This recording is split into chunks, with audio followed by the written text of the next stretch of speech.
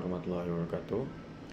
Hari ini saya ingin menjelaskan terkait sistem inventory spare part yang sedang kita aplikasikan di unit maintenance UBBP Logam Mulia.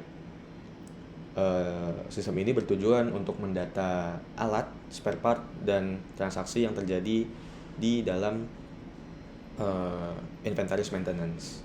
Hal ini mencegah terjadinya keterlambatan spare part, kehilangan barang, dan hal-hal yang memperlambat proses pengerjaan. Oke, berlanjut ke halaman utama. Di sini terdapat opsi login, yang dimana login ini sudah terintegrasi dengan fingerprint, namun juga dapat dilakukan login secara manual dengan mengetik UID. Di sini saya melakukan pengetikan UID dengan UID saya. Oke, setelah itu akan muncul halaman utama, yang dimana di halaman utama ini terdapat fitur scan. Hal ini memudahkan teknisi atau orang yang ingin mengambil alat di spare part atau barang di spare part untuk melakukan scanning. Jadi skenario-nya adalah teknisi mengambil barang, mengambil spare part, lalu melakukan scanning di depan alat ini yang sudah terintegrasi juga dengan barcode scanner. Nah, namun jika ingin mengambil barang secara manual, di sini terdapat 4 opsi. Yang dimana opsi pertama adalah pinjam alat, yang kedua ambil barang habis pakai, yang ketiga kembalikan alat, dan keempat adalah melihat histori transaksi. Kita mulai dari yang pertama dulu. Di sini ada fitur pinjam alat. Di sini alat-alat saya bagi menjadi 2, yaitu alat divisi mekanikal dan alat divisi elektrikal. Sebagai contoh, saya akan melakukan peminjaman di alat elektrikal.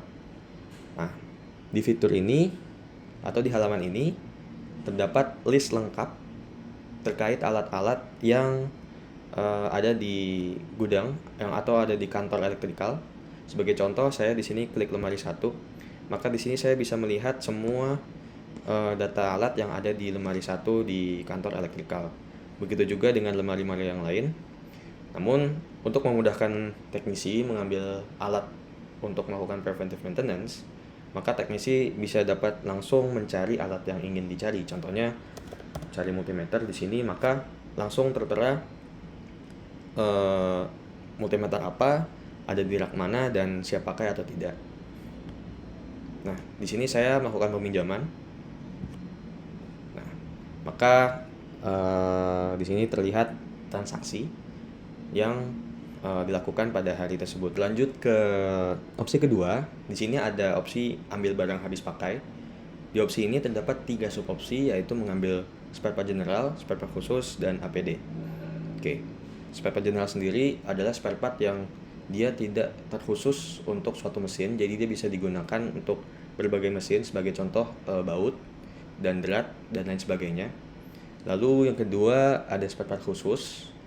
Di sini spare part khusus itu berfungsi untuk mendata spare part yang dia diadakan khusus untuk suatu mesin.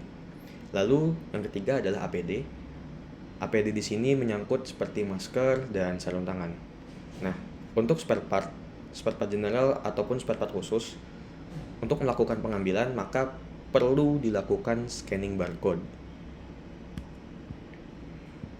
Sebagai contoh seperti ini, maka teknisi itu perlu melakukan scanning barcode agar spare part tersebut dapat terverifikasi sudah diambil atau belum diambil.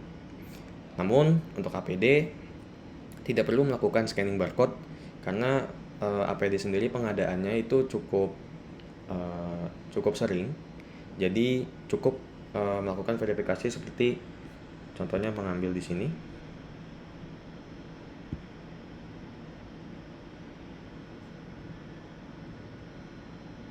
Nah, di sini terlihat untuk APD dapat langsung diambil.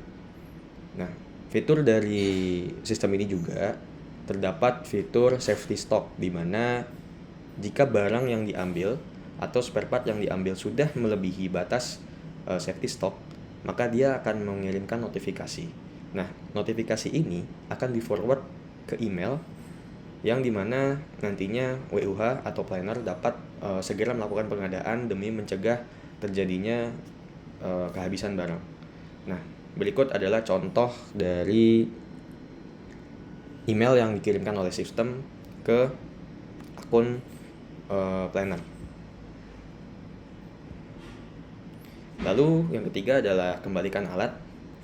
Di sini setelah teknisi melakukan PM, maka teknisi wajib untuk melakukan verifikasi pengambilan alat di sistem ini. Sebagai contoh, sistemnya sama seperti ketika mengambil alat, maka teknisi perlu untuk melakukan verifikasi seperti ini. Oke, maka alat sudah di return atau sudah dikembalikan. Lalu yang terakhir adalah history, di mana teknisi dapat melihat hasil transaksi yang dilakukan di sistem ini. Oke, berlanjut ke menu selanjutnya, yaitu menu admin, di mana admin ini terdapat banyak fitur yang bisa dilihat seperti contoh di sini.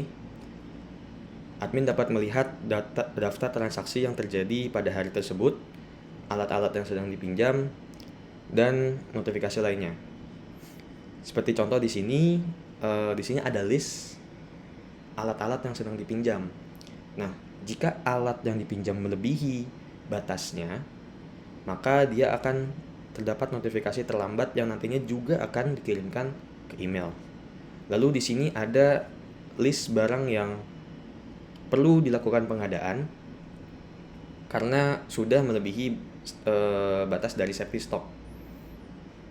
Lalu di sini juga ada data-data dari electrical sebagai contoh. Nah, data-data di sini maksudnya adalah fitur untuk melakukan pengadaan alat. Di sini admin dapat melakukan penggantian, penyimpanan atau penambahan bahkan penghapusan alat-alat yang sudah ada di kantor maintenance. Lalu di sini ada fitur tambah akun, di mana jika terdapat teknisi baru, dia dapat melakukan penambahan akun dengan menginput UID dan nama. Lalu di sini ada sama bisa melihat history, tapi bedanya di sini kita bisa langsung mendownload Excel-nya untuk melakukan perekapan data. Nah, sebagai contoh seperti ini.